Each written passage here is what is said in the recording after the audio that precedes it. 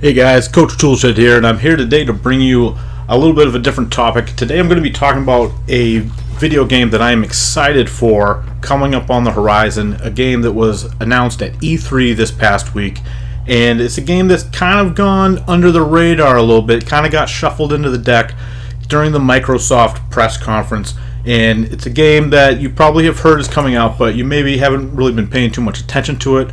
Maybe you didn't play the first game in the series, and maybe it's something you just didn't hear about. Maybe you didn't watch the conference. I don't know. But here's a game that, as a Fallout fan, especially a New Vegas fan, I'm excited for. And that game is, believe it or not, a game called Dying Light from Techland Studios. And they're coming out with Dying Light 2. And I'm going to explain to you why I am excited as a Fallout player to play this game. And if you did not watch the E3 presentation from Microsoft, if you only saw highlights, if you only watched some trailers, you might not have known who came out to present this game for Techland, and it was none other than renowned RPG writer Chris Avellone. And if you're not familiar with him, maybe you haven't played any of the older games, maybe you're just not familiar with the name, but he has worked for a long time, and when I looked up his resume today, I was even surprised there was games on there I didn't even know that he had worked on. I knew about a couple of these, but he's worked going all the way back to Icewind Dale, KOTOR 2, Knights of the Old Republic. He's worked on a Baldur's Gate game. He's worked on Pillars of Eternity. He worked on Divinity Original Sin 2. These are all big, well-regarded RPG games that have, these stretch back a long time. This is a good pedigree that this guy has. And he also has worked on a game called Fallout New Vegas. And if you are someone who has played, maybe you didn't play Fallout 1 and 2, those games go back pretty far. But if you hopped in to Fallout about a decade ago, which is when a lot of people did, and you've played Fallout 3, Fallout New Vegas, and Fallout 4, well, you might know that Fallout New Vegas has much more player choice and different outcomes that you can have, much more than Fallout 3 and Fallout 4. And something else about this is it's not just Chris Avellone that's working on this. Recently this week, you may have noticed a couple articles floating around where it's also been revealed that some of the side quest writers from The Witcher 3 from CD Projekt Red are also involved in this project for Dying Light 2 to write some of the quest lines and helping Chris Avellone and the Techland company as they develop different factions and different outcomes. And what they're calling Dying Light 2 is it's going to be a narrative open world where the world is going to change based on your decisions.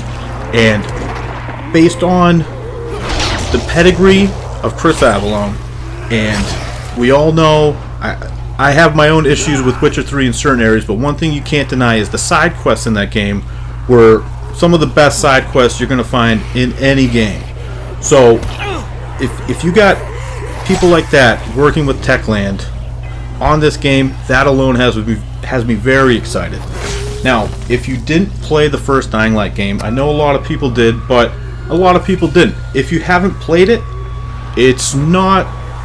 the gameplay itself is not going to feel like a Fallout game, but it is excellent gameplay. I can tell you that, and I can tell you that the open world they designed in Dying Light 1 is one of my favorite, most cohesive open worlds of this entire generation. There's no fast travel. All you can do is learn the map, and it's a fairly large slice of a city, but it's not anything that is going to overwhelm you. By the time you finish the game, you are going to know every nook and cranny of that city. You are going to know how to get from point A to point B in the fastest way possible. You're going to have your routes all picked out. You're going to know where everything in that city is by the time you're done. And that's something that we've really lost in open world games as they just keep getting bigger and bigger. I don't know if you played maybe the last Assassin's Creed game, Assassin's Creed Origins. That map is insane. It's gigantic. If you played Zelda Breath of the Wild, that map is gigantic. Much bigger than they need to be. These worlds have gotten too big just so they can tell us how big they are. Oh, it's 10 times bigger than Skyrim. Great. Even Fallout 76. It's 4 times bigger than Fallout 4. Well, that doesn't really do me any good. I want a map that I can learn. I want to know where I'm going. I don't need to constantly be moving, going. Sometimes a nice, decent-sized map that you can really sink your teeth into and learn the map and learn it. That is how I wish more open worlds would adopt that strategy moving forward, as opposed to just how many square miles is it, or square kilometers for my European audience. But the sheer size of these games shouldn't matter as much as the quality of the world. And to me, what Techland did with the first Dying Light game is an example of how you do open worlds right. Now, the gameplay of Dying Light 1 is also a standout for me. I was a little bit skeptical going in because it's like, oh, it's smooth parkour. But I will tell you what, once you get a few hours into the game and you have unlocked some of the agility upgrades and some of the movement upgrades you can have, you are just flying around the city. And you can just haul ass. It's fantastic. There's nothing like running across the rooftops in the pitch black, running from these infected, trying to get back to your safe house and getting there just at the last second before they get a hold of you. It is frenetic. It's fantastic. Running through the streets at night in those games, jumping across rooftops, there's nothing quite like it that I've played in any game. The parkour system they have, it, as Todd might say, it just works. And this game really nailed it in Dying Light 1. And they're saying they're revamping it. They're adding more character movement options to it. They're going to make it more fluid. They said they're really digging into improving the parkour. And honestly, it was so good in the first one that I'm really looking forward to see how they're going to try to make it better in the second one. So I know I'm kind of gushing over this game right now, but this was one game that really has me excited. Out of any game I saw at E3, I would say this is probably the one that I'm most excited about. Dying Light 2 from Techland.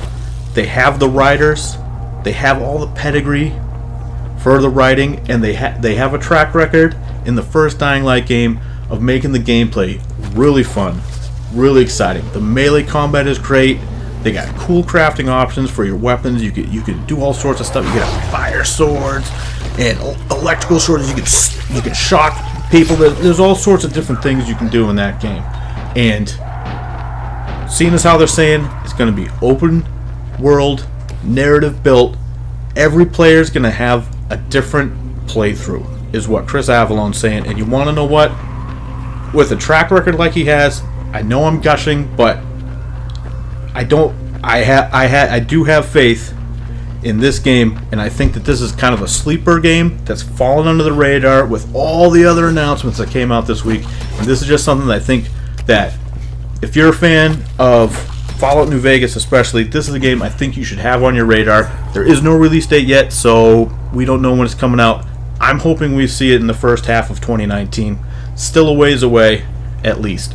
But I don't get too hyped for too many games very often. I'm a pretty cynical guy. You might have noticed that from my Fallout videos. But this is something I think you should keep your eye on. That's all I'm going to say. This is Coach Toolshed. Thank you for watching, and as always, keep it turned to 11.